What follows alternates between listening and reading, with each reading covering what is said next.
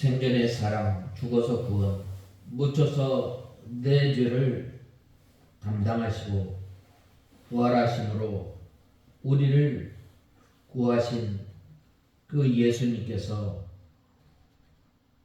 사망의 권세를 깨뜨리시고 부활하셔서 우리에게 부활의 소망과 하나님의 자녀로 삼아주셔서 하늘나라를 소망 삼고 살아갈 수 있도록 저희들에게 크신 은혜를 베풀어 주신 하나님 아버지 그 은혜와 그 사랑을 감사합니다.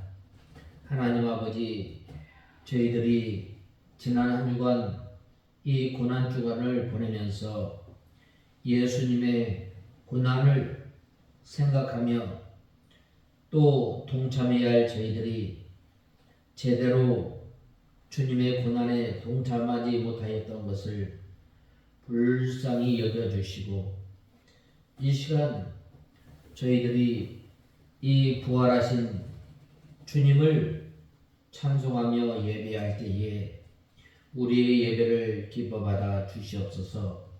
사람을 내 몸을 입고 이 땅에 오신 그 예수님을 저희가 귀히 여기지 아니하며 또 예수님의 죄값으로 고난을 당하며 채찍을 당한다고 생각했는데 하나님 아버지 예수님께서 고난을 받으시고 채찍을 맞으심으로 말미암아 저희의 죄가 용서함 받았고 저희들이 하나님과 화평을 누리게 하신 하나님 아버지, 하나님께서 우리를 이렇게 사랑하셨는데 이제는 저희들이 이 사랑에 감사 감격하며 믿음 생활하며 주님을 섬기는 저희들 되게 하여 주시옵소서.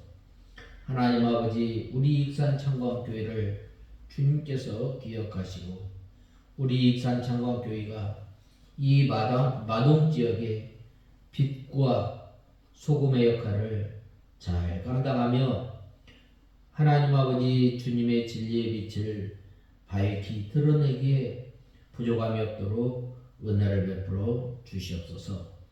하나님 아버지, 이 시간 저희들 하나님의 말씀을 듣고자 합니다.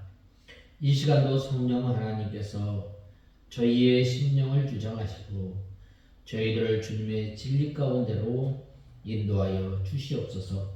말씀을 전하는 종에게 능력의 손으로 붙들어 주시고 예수님의 이름으로 기도드리옵나이다. 아멘.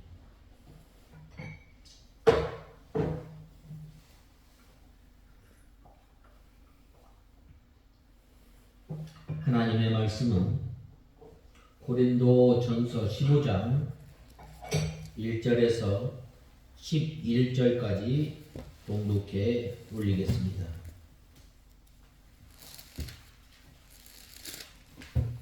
고린도전서 15장 1절에서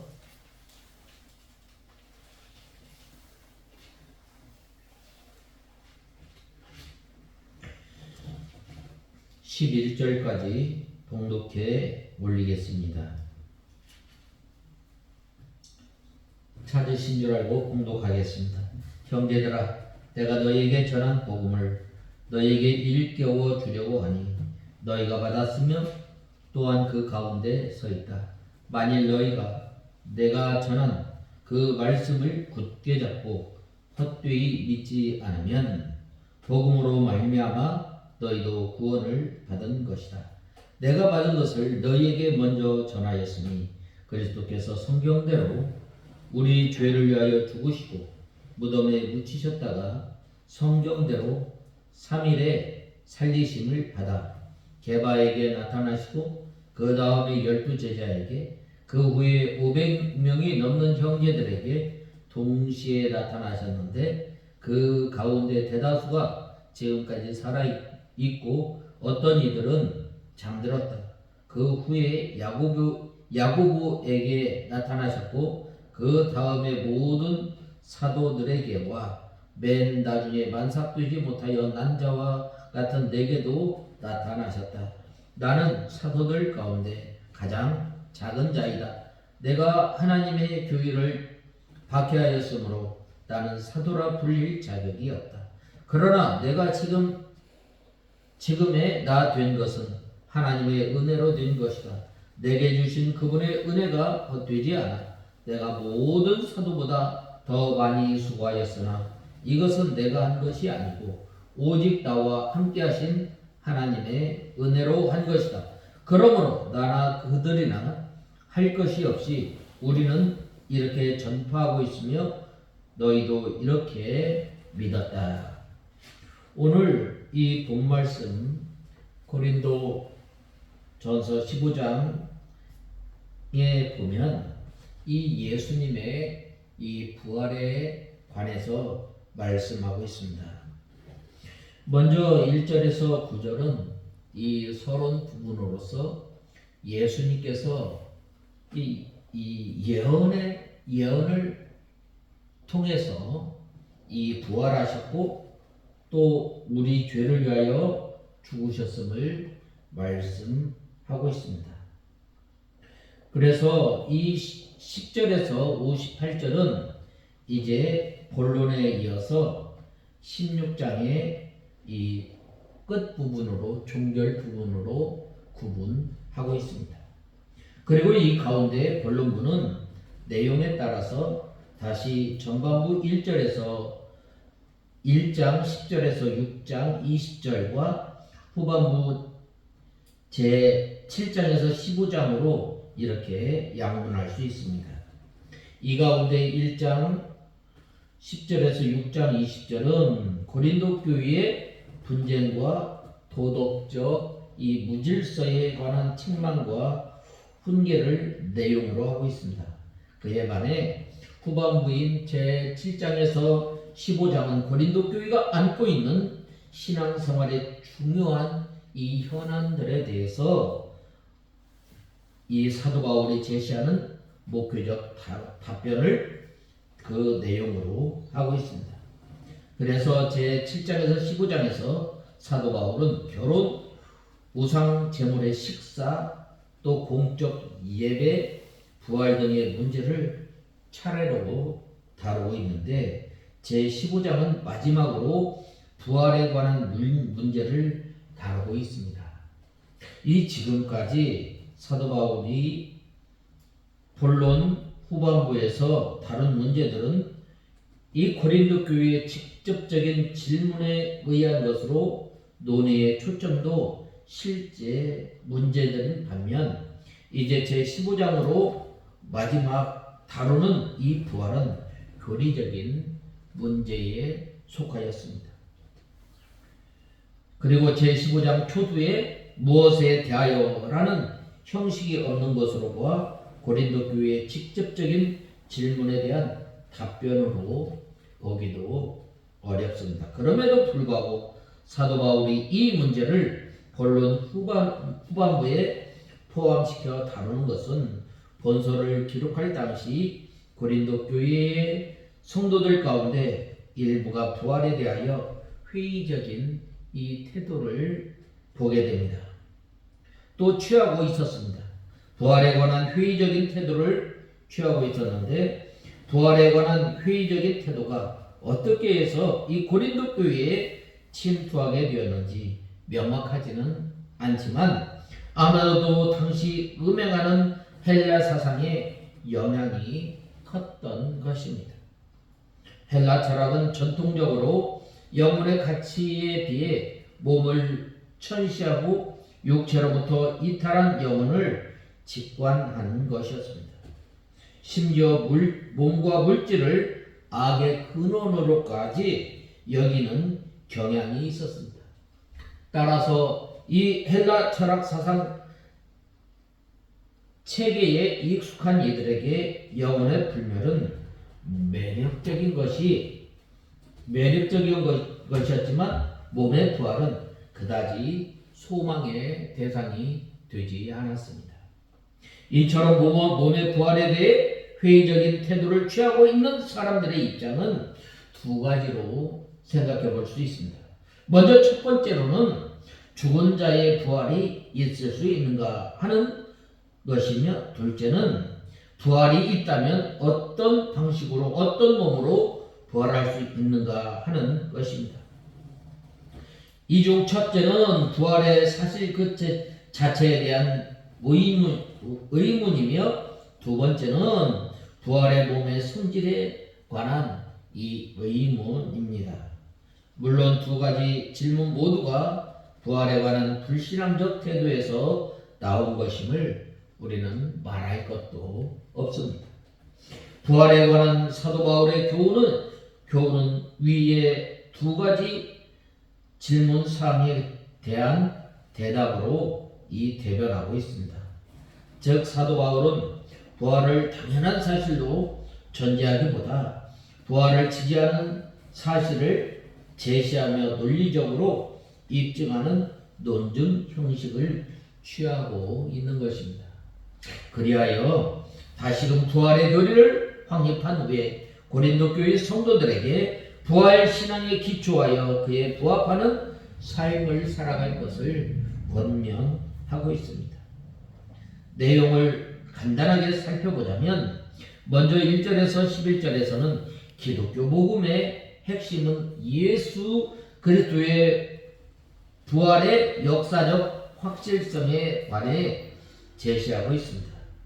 예수 그리스도의 부활은 사도 베드로, 12제자, 주의 형제 야고보, 500의 형제, 사도 바울 자신 등 수많은 목격자들, 즉 증인들에 의해 입증하는 확고한 역사적 사실입니다. 사도 바울을 비롯한 이 사도들이 전파한 기독교 복음의 핵심은 바로 이러한 역사적 사실로서의 예수 그리스도의 부활인 것입니다. 그리고 이어서 12절에서 28절의 두 문단은 예수 그리스도의 부활의 의에 대한 내용으로서 예수 그리스도의 부활이 곧 이 기독교 신앙의 근거가 된다는 것과 또 우리 성도들의 부활을 보증한다는 것입니다. 부활을 부정하는 것은 역사적 사실로서 전한 복음의 핵심을 뒤엎는 것으로서, 만약 부활이 없다면 전도 또 죄로부터의 구원, 장래의 소망 등 성도들의 신앙과 관련한 모든 원리들이 공허한 것이 될 뿐만 아니라, 그러나 기독교 신앙은 공허하지 않습니다. 왜 그런가? 기독교 신앙은 예수 그리스도의 부활이라고 하는 역사적 사실의 토대 위에 세워진 것이기 때문입니다.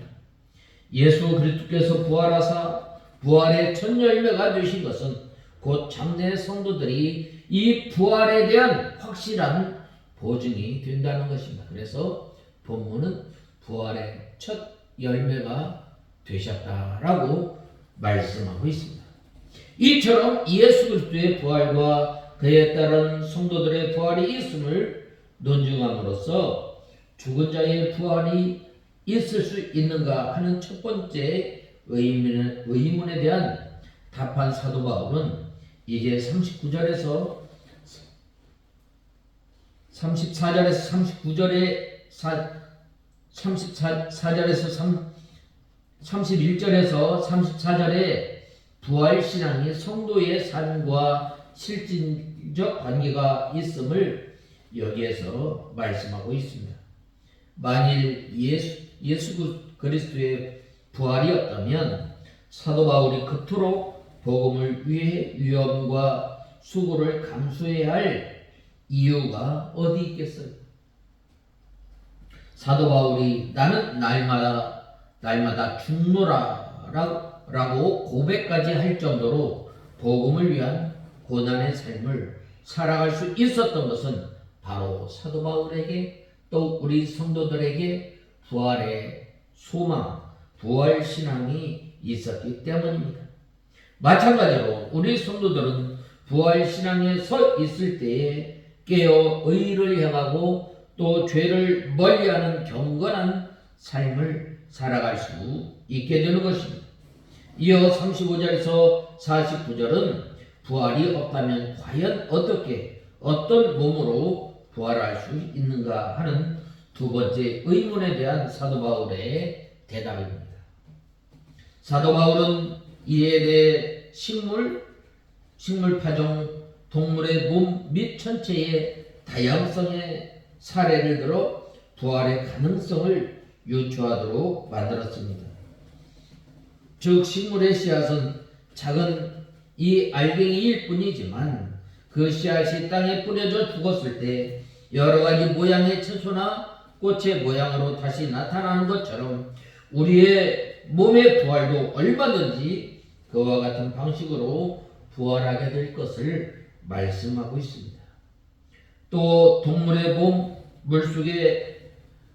몸이 물속, 육지, 하늘 등 사는 환경에 따라 각각 다르며 하늘의 천체도 다양한 모양으로 증거하는 것처럼 성도가 부활할 때에는 하늘에 속한 자의 합당한 형체를 갖게 될 것을 밝히고 있습니다.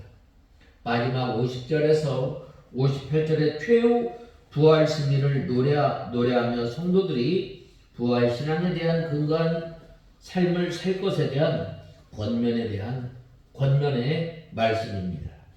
사도 바울은 여기에서 그리스도의 재림시에 있게 될 성도들의 부활과 또 택한 백성들의 궁극적 원수인 사망에 대한 최후의 승리를 감격적으로 노래하고 있습니다. 그리고 이 부활의 소망에 견고히 서서 현재의 삶 가운데서 주의 일을 더욱 힘쓰는 자들이 되라고 이렇게 권면하고 있습니다. 교리의 문제는 성도의 실제적 삶과 직결하게 되어 있습니다. 특히 부활은 이 기독교 복음의 핵심이자 기독교 신앙의 토대입니다. 만약 이 부활을 믿지 않는다면 모든 것은 무너지고 마는 것입니다. 우리 성도들의 인내, 또 바라는 소망, 선한 일에 대한 수고와 봉사조차도 아무 의미가 없고 헛것이 되고 마는 것입니다. 한마디로 부활을 믿지 못하는 성도들이야말로 모든 세상 사람들 가운데서 가장 불쌍한 사람들인 것입니다. 다시 한번 우리 신앙을 확인해 보면 우리의 신앙은 과연 어떠한가? 죽은 자 가운데서 부활이 없다라고 하는 어떤 이들의 주장처럼 우리의 신앙도 아무 토대조차 없는 허공 위에 세워진 것은 아닌가? 이 의문에 대한 분명한 답을 할 수 없다면 기독교인으로서 우리의 삶은 그야말로 허공일 뿐입니다. 그러나 감사하게도 우리의 신앙은 허공 위에 세워지지 않았습니다.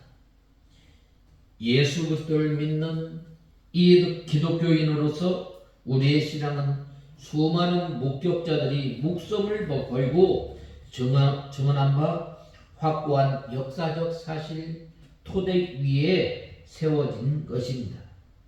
예수 그리스도께서 부활의 첫 열매가 되셨기에 마지막 재림의 나팔이 힘차게 울려 퍼질 때 그에 속한 우리 역시 부활을 하게 됩니다. 이 영광스러운 몸으로 부활하게 됩니다. 예수 그리스도 안에서 이 소망을 주신 하나님께 우리는 감사해야 합니다. 이 부활이야말로 우리 성도들의 최대의 소망이며 주 안에서 인내하고 수고하는 모든 삶의 확실한 보상이 되는 것입니다. 부활신앙으로 날마다 죽는 삶을 살았던 사도 바울의 마지막 권면이 오늘도 주 안에서 수고하는 모든 성도들에게 힘차게 붙들어 주시기를 우리는 간절히 바라는 것이다. 그러므로 내 사랑하는 형제들아, 견고하며 흔들리지 말며 항상 주의 일에 더욱 힘쓰는 자들이 되라. 이는 너희 수고가 주 안에서 헛되지 않는 줄 알미라 라고 말씀하고 있습니다. 우리가 왜 이 신앙생활하면서 왜 참고 인내해요? 바로 부활의 소망이 또 하늘나라의 소망이 있기 때문입니다. 그래서 저는 오늘 본 말씀 이 3절 4절에 보면 하반절에서 4절까지 보면 그리스도께서 성경대로 우리를 위하여 죽으시고 묻히셨다가 성경대로 제3일에 살리심을 받아라고 말씀하셨는데, 이 말씀으로 우리가 이 제목으로 삼고 오늘 말씀을 증거하고자 합니다. 성경대로 우리 죄를 위하여 죽으시고 성경대로 살리심을 받아, 이 말씀으로 이 하나님의 말씀을 증거하고자 합니다. 먼저 첫 번째로 내가 너희에게 전한 복음을 너희에게 알게 하노니 그 가운데 서 있으라라고 말씀하고 있습니다. 이 복음은 무엇인가? 복음은 복된 소식이에요. 뭐가 복된 소식인가? 죽은 사람이 살아났다는 거예요. 죽은 사람이 살아났다는 거예요. 이 죄는, 이 죽음은 어디에서 왔어요? 이 죄의 결과에서 온 것입니다. 아담과 하와가 하나님께서 명하신 그 선악과를 따먹으로 말미암아 어떻게 됐어요? 이 땅에 사망과 저주가 이 땅에 들어오게 된 거예요. 그래서 사람에게는 죽음이 왔고 또 땅에는 엉겅퀴와 또 땅을 황폐케 하는 그 환경들이 들어오게 된 것입니다. 한마디로 이 복음을 한마디로 말하면 예수 그리스도입니다. 이것은 바로 이 예수님은 성경대로 이 땅에 태어나셨고 성경대로 우리와 33년 동안 우리와 함께 하셨고 또 우리를 위하여서 성경대로 고난을 받으시고 또 우리를 위하여서 예수님께서 십자가에 못 박혀 죽으셨을 뿐만 아니라 또 성경대로 예수님께서 3일 만에 다시 살리심을 받았다는 거예요. 고린도 교회 성도들이 이미 복음을 받았고 그 가운데 서 있었습니다. 제15장은 넓게는 1장 1절에서 15장 58절까지 이어지는 본서 총론 전체의 종결 부분입니다. 그리고 좁게는 고린도 교회가 제기한 각종 이 문제에 대한 사도 바울의 목회적 답변을 말씀하고 있습니다. 본론 후반부 제7장에서 15장은 이 본문의 종결 부분입니다. 이런 제15장은 소위 이 부활장이라 불리는 부분으로 사랑장으로 불리는 제13장과 더불어 사도 바울의 모든 서신서의 내용 가운데서도 가장 아름답고 확신에 찬 내용으로 이루어져 있습니다. 그런데 제7장 이후 본론의 후반부에서 거론한 이 문제들은 이 고린도 교회의 직접적인 질문에 의한 것으로 논의의 초점이 실제적인 문제들인 반면 이 본장은 이 교리적인 문제인 부활에 관해 언급하고 있습니다. 또 무엇에 대하여 라는 이 형식 없는 것으로 보아 고린도 교회의 직접적인 이 질문에 관한 것이라 할 수 있습니다. 그럼에도 불구하고 이 사도 바울이 여기에서 부활에 관해 언급하고 있는 두 가지 이유이기 때문입니다. 당시에 이 고린도 교회 성도들은 영혼의 불멸성을 인정하면서도 육체의 부활은 인정하지 않는 소위 헬라 철학의 영향을 받음으로 말미암아 고린도 교회의 일부 성도들 사이에 과연 부활이 있는가 하는 문제와 부활한다면 어떻게 살며 또 어떠한 몸으로 오느냐라는 질문을 제기하였기 때문입니다. 두 번째는 12장에서 14장에서는 은사 문제를 다루었던 바, 이 기독교의 핵심은 은사가 아니라 예수 그리스도의 죽음과 부활에 있음을 알게 하고 고린도 교회 성도들에게 바른 신앙을 갖도록 촉구하기 위함일 것입니다. 사실 이 부활 신앙이야말로 기독교의 초석이라고 할 수 있습니다. 부활에 대한 올바른 지식과 확실한 믿음을 갖지 않고서는 그 누구도 기독교 신앙을 바로 세워 나갈 수 없기 때문입니다. 한편 이러한 맥락 아래 본문은 예수 그리스도의 부활과 그 역사적 확실성에 대해 언급하고 있는데, 이처럼 예수 그리스도의 부활을 먼저 언급하고 있는 것은 그의 부활이 없었다면 우리 성도들 역시 부활의 소망을 가질 수 없기 때문입니다. 그래서 사도 바울은 예수 그리스도의 부활은 결코 환상이나 또 조작의 결과가 아니라 너무나 분명한 역사적 사실이라는 점을 입증하기 위해 다음과 같은 이 세 가지를 증거하고 있습니다. 먼저 첫 번째로는 예수 그리스도의 부활은 성경의 예언이 성취한 결과라고 하는 것입니다. 즉 십자가의 죽음이 성경의 예언에 따른 것이었던 것처럼 예수님의 부활도 전적으로 성경의 예언에 근거한 것이므로 우리는 알아야 합니다. 그래서 시편 16편 10절에서 11절, 이사야서 53장 10절에 보면 결코 환상에 의한 결과가 아님을 우리는 알 수 있습니다.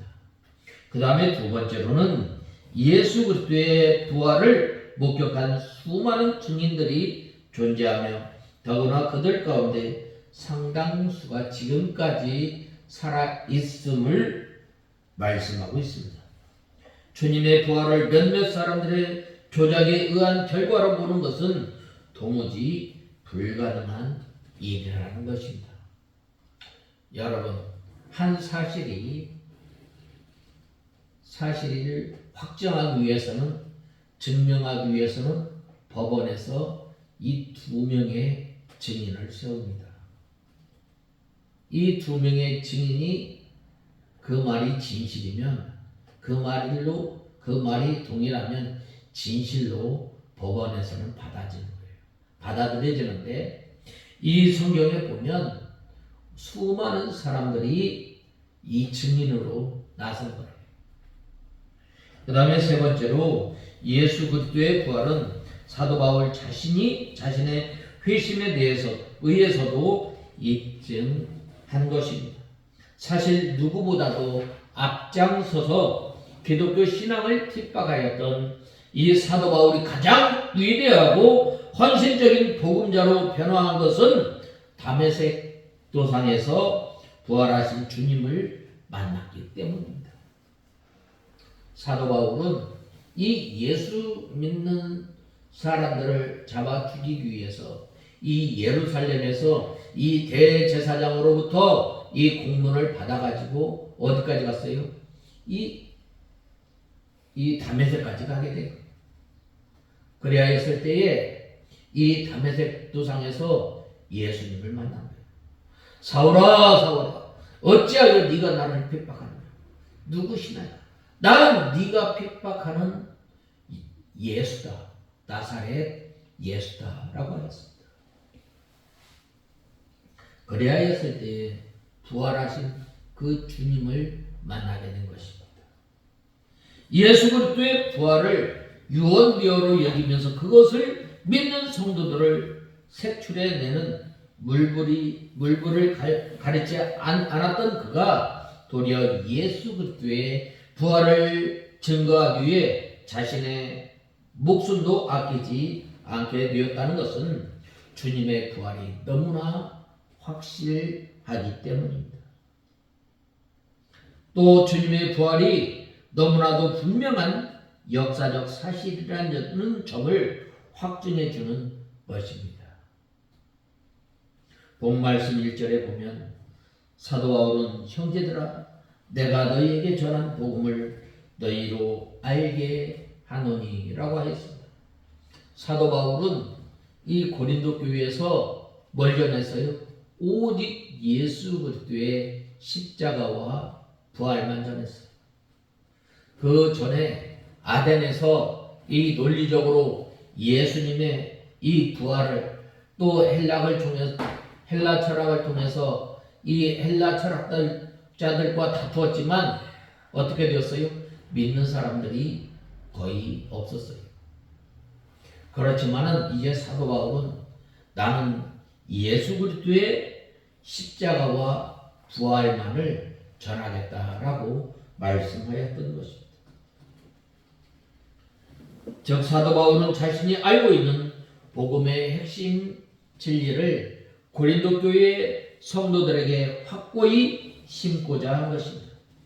그렇다면 도대체 사도 바울은 고린도 교회 성도들이 무엇을 깨닫기를 간절히 바라고 원하였는가? 그것은 3절에서 4절에 말씀하고 있는 대로 바로 예수님의 죽으심과 부활에 대해서 바로 가르치기를 또 고린도 교회 성도들이 바로 바른 믿음 가운데 서 있기를 원하였던 것입니다. 그것은 3절에서 4절에 말씀하고 있는 대로 바로 예수 그리스도의 죽으심과 부활입니다. 즉 예수 그리스도께서 우리 죄를 위하여 죽으시고 장사 지낸 바 되었다가 사흘 만에 다시 살아나신 것, 바로 이것이 사도 바울이 전한 복음의 핵심의 진리인 것입니다. 흔히 우리는 복음이라 하면 복을 가져다주는 소식점으로 우리는 알고 있습니다. 그래서 예수님을 믿으면 또 기독교인이 된다면 누구나 다 복을 받아 행복을 위한 것이라 생각하고 있습니다. 그러나 기독교 복음이 말하는 복은 이 현세적인 복이 아니라 어떤 복이에요? 바로 이 내세적인 것입니다. 기독교의 복은 현세적인 것을 무시하지 않지만 그 초점은 이 내세에 맞추어져 있음을 우리는 알아야 합니다. 그런데 많은 사람들이 이 기독교의 복음이 말하는 복을 현세적으로만 생각하고 있는 것입니다. 그 결과 우리 신앙의 초점은 오직 능력을 받고 기쁨을 얻고 감동을 받고 물질의 복을 누리고 여러 가지 복을 누리기를 원하는 것. 물론 성도가 그러한 세속적인 복을 추구하는 것이 전적으로 잘못되었다고 말할 수는 없지만 하나님께서는 풍성하신 하나님이시오 부유하신 하나님이시오 은혜 베푸시기를 즐겨하시는 하나님이시므로 예수 그리스도 안에서 우리가 하나님께 구하며 그분의 풍성함을 누리는 것 당연한 것입니다.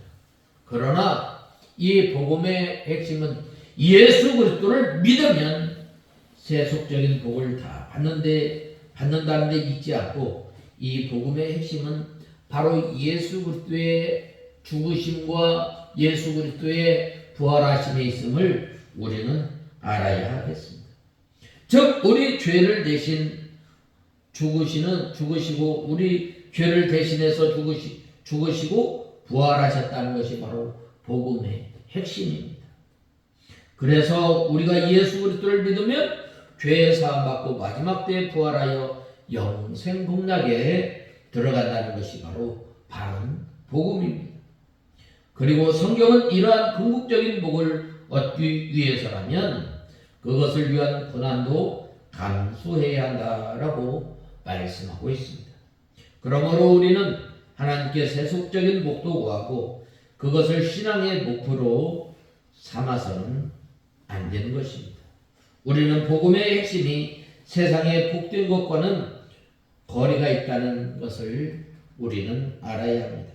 즉 우리의 구원을 위한 예수 그리스도의 죽음과 부활 그리고 그로 말미암아 주어질 영생 복락이 복음의 핵심이 된다는 것을 우리는 알아야 하겠습니다.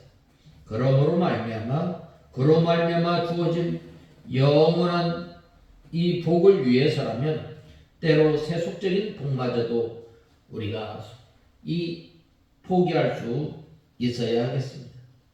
그리고 복음을 위해서 스스로 이 고난도 자처할 수 있는 우리가 다 되어야 합니다. 오늘 본 말씀 이 15장에 보면 이 부활의 신앙 가운데 우리가 굳게 서는 저와 여러분이 되어야 합니다. 1절에 보면 형제들아 내가 너희에게 전한 복음을 너희에게 일깨워 주려고 하니 너희가 받았으며 또한 너희가 그 가운데 서 있다라고 말씀하고 있습니다. 우리는 이 부활의 소망을 부활 신앙을 든든히 붙잡고 우리가 믿음 생활하는 저와 여러분이 다 되어야 하겠습니다. 그 다음에 두 번째로 나의 전한 그 말을 굳게 지키고 헛되이 믿지 아니하였으면 구원을 얻으리라 라고 했는데 이 사도 바울이 전한 그 말을 굳게 서 있고 지켜나가는 저와 여러분이 되어야 합니다. 고린도 교회 성도들의 신앙이 이미 복음에 확고히 서 있으므로 구원을 얻게 된 것입니다. 어떤 신앙에 서 있어요? 바로 이 부활 신앙에 굳게 서 있음을 말씀하고 있습니다. 오늘날도 우리가 이 부활 신앙을 가지고 살아가는 저와 여러분이 다 되어야 합니다. 부활하신 그 예수님을 만난 사람은 바로 이 두려움 가운데 있을 때에 하나님께서 평강을 주시고 또 우리의 믿음을 굳게 세우시는 하나님이심을 우리는 알아야 합니다. 본 말씀 2절에서 사도 바울은 너희가 만일 나의 전한 그 말을 굳게 지키고 헛되이 믿지 아니하였으면 이로 말미암아 구원을 얻으리라 라고 말씀하고 있습니다. 이는 이 주님의 말씀을 믿고 지키면 구원 얻는다는 말입니다. 이것은 바꾸어 말하면 주님의 말씀을 믿지 않으면 구원을 얻지 못할 것이라는 의미도 강하게 내포하고 있습니다. 이 말씀은 우리에게 회의와 의심이 얼마나 치명적이고 또 심각한 것인지를 여실히 반영하는 말씀입니다. 여기에서 이 굳게 지키다라는 말은 억누르다, 보유하다, 간직하다라는 말입니다. 우리는 이 받은 말씀을 우리는 잘 간직해야 합니다.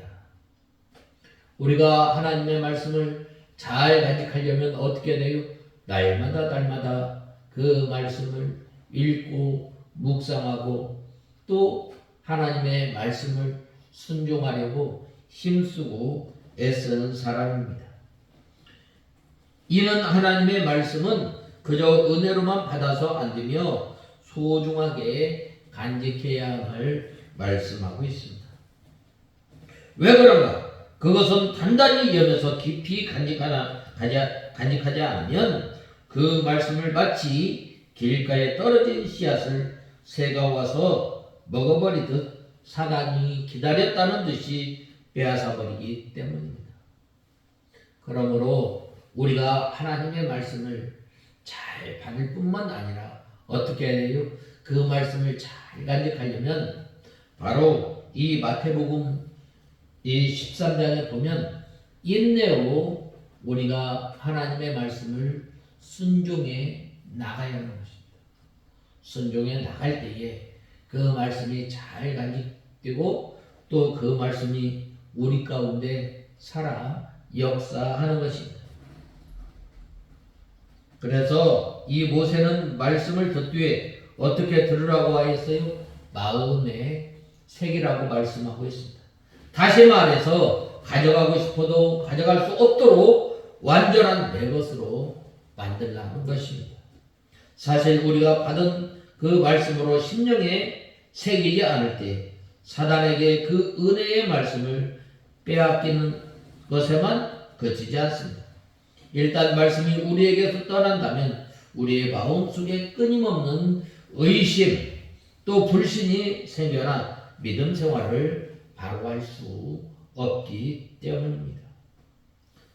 우리의 믿음이라는 것이 어디에 근거를 두고 있는가? 그것은 철저히 하나님의 말씀에 근거하고 있습니다. 우리가 이 예수님께서 죽음을 이기시고 부활하셨다. 우리가 이걸 믿어야 돼요. 어떻게? 하나님의 말씀을 통해서. 시편 16편에 또 이 예언하였던 것처럼 그 예언이 이제는 신약 시대에 이루어졌다. 그 말씀을 붙들고 한 날 한 날 살아갈 때에 바로 우리가 이 믿음 생활을 힘있게 해 나갈 수 있는 것입니다. 그런데 이 은혜의 말씀이 사라져버리고 또 없어진다면 어떻게 되는 거예요? 우리 마음은 허무뿐인 거예요. 부활의 신앙이 없다면 우리가 지금까지 믿음 생활했던 거 다 헛것이에요. 세상에서 제일 불쌍한 사람이라고 하지 않았어요. 우리는 이 회의와 불신, 허무가 어떤 것이라고 생각해요? 우리와 전혀 상관없는 오직 불신앙의 사람들만이 빠지는 어리석은 함정이라고만 우리는 생각할 수 있습니다. 회의가 어떤 것인지 아직 모르는 것입니다. 우리는 회의와 불신, 허무에 대해서 잘 알아야 합니다. 이스라엘의 한 시인은 말하기를 여호와께서 사람의 생각이 허무함을 아시느니라 라고 말씀하고 있습니다. 무엇을 말하는가? 회의와 불신앙이 사실상 무서운 것임에도 사람들은 회의와 불신을 아주 쉽게 그리고 아주 깊이 매료된다는 것입니다. 아니 인간 자체가 허무와 또 회의 덩어리라고 말할 수 있게 되는 것입니다. 우리가 잘 아는 이 아담과 하와가 어떻게 해서 선악과를 따먹었어요? 하나님의 말씀을 의심하게 된 거예요. 하나님의 말씀을 믿지 않는 거예요. 그래서 하나님께서 명하신 그 선악과를 따먹게 되는 거예요. 우리가 이 이스라엘 백성들의 출애굽은 물론 광야 생활을 통해서 얼마나 많은 이적을 체험했겠어요. 얼마나 하나님께서 이스라엘 백성들을 사랑하시고 보호하시고 인도하셨음을 아셨겠어요. 그럼에도 불구하고 이스라엘 백성들은 여전히 하나님을 시험하고 또 어떻게 됐어요? 불신앙으로 나갔던 것입니다. 이것은 바로 인간 그 자체가 허무 덩어리임을 우리는 잘 알 수 있습니다. 허무를 즐기는 그러한 존재입니다.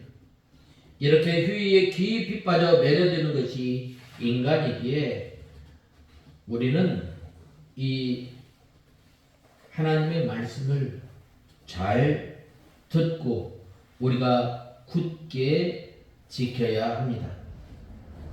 이러한 인간의 허무와 회의를 극복할 수 있는 유일한 길은 이 하나님의 말씀밖에 없음을 알아야 합니다. 회의와 허무는 사단이 가져다주고 우리 안에서 자연 발생적으로 생겨나는 것이지만 이러한 회의를 물리치는 것은 오직 하나님의 말씀을 들으면서만 우리는 알아야 합니다. 그러므로 우리는 하나님의 말씀을 읽을 뿐만 아니라 늘 하나님의 말씀을 우리가 상고하고 또 묵상하고 또 주야로 이 하나님의 말씀을 우리가 읽고 듣고 우리가 순종함으로 살아가는 저와 여러분이 다 되어야 하겠습니다. 그래야 할 때에 우리가 날마다 하나님의 말씀대로 살아나가고 또 부활신앙에 굳게 서는 우리가 되는 것입니다. 그 다음에 마지막 세 번째로 내가 받은 것을 먼저 너희에게 전하노니 라고 말씀하고 있습니다. 예수님께서는 이 이사야서 53장 5절에서 6절의 말씀대로 우리 죄를 위하여 죽으셨어요.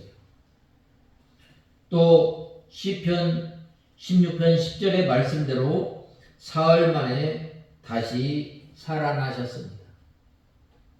하나님께서 구원 역사를 성경대로 이루셨습니다. 또 성경대로 예수 그리스도를 동정녀 몸에서 태어나게 하시고 우리 죄를 위하여 성경대로 십자가에 못 박혀 죽게 하시고 성경대로 사흘 만에 다시 살리셔서 우리에게 의와 생명과 구원을 우리에게 허락해 주신 거예요. 창세기 21장 1절에서 2절에 여호와께서 그 말씀대로 사라를 권고하셨고 여호와께서 그 말씀대로 사라에게 행하셨으므로 사라가 잉태하고 하나님의 말씀하신 기한에 미쳐 늙은 아브라함에게 아들을 낳으니라고 말씀하고 있습니다. 사람의 생각으로는 죽은 사람이 어떻게 다시 살아날 수 있겠어요? 그러나 성경 말씀대로 하나님께서 만능으로 예수님을 살리셨습니다. 이와 같이 하나님께서 성도의 부활도 성경대로 하나님의 능력대로 이루십니다. 그러므로 우리는 이 우리의 유일한 기준, 우리의 유일한 표준이 뭐가 되어야, 삶의 표준이 무엇이 되어야 하겠어요? 우리의 생각이나 우리의 경험이 우리의 유일한 표준이 아니라 바로 하나님의 말씀인 이 하나님의 말씀인 성경이 우리의 유일한 표준, 우리의 유일한 기준, 우리의 유일한 법임을 우리는 알아야 하겠습니다. 오늘 본 말씀 3절에 보면 뭐라고 말씀하였어요?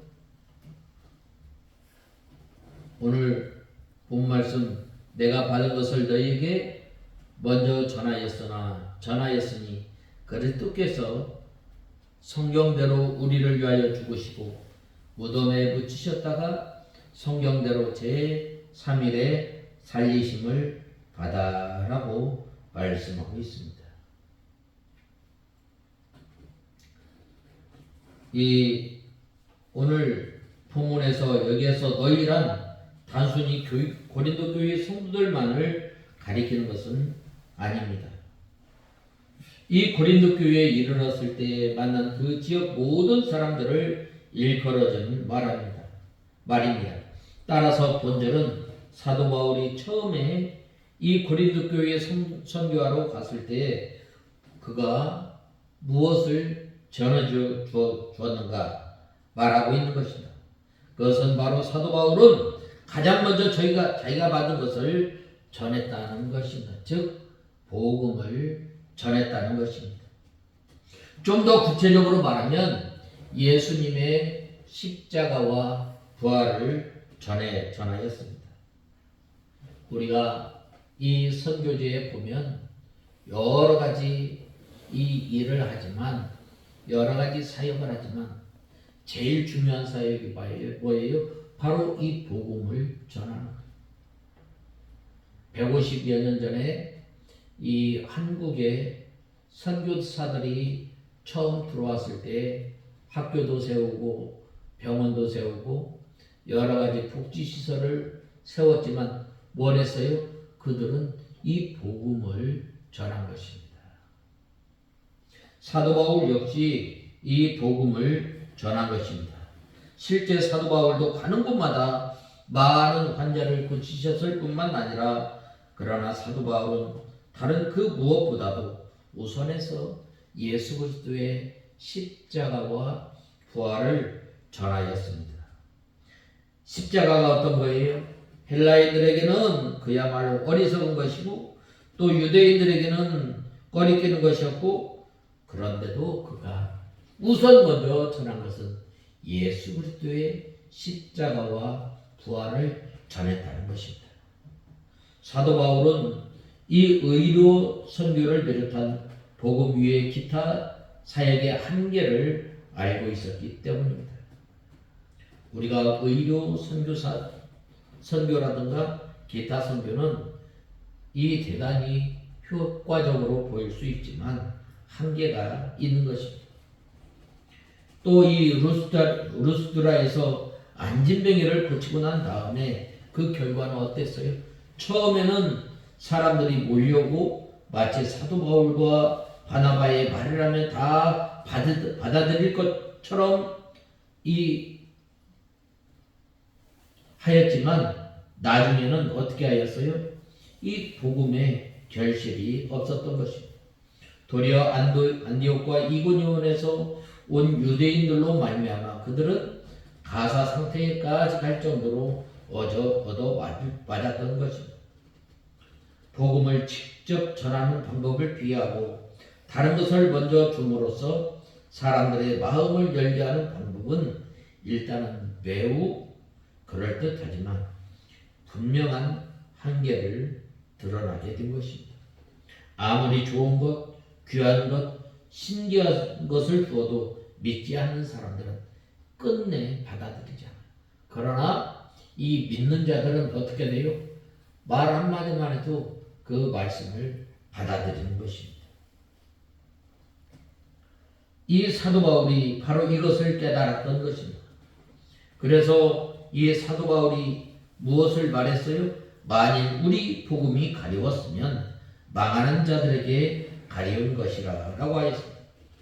복음을 전해주는 것이 다소 어리석어 보이고 또 시대에 착오적으로 보인다 할지라도 복음을 받아들이지 않는 사람은 어떤 방법을 가지고도 받아들이지 않는 것입니다.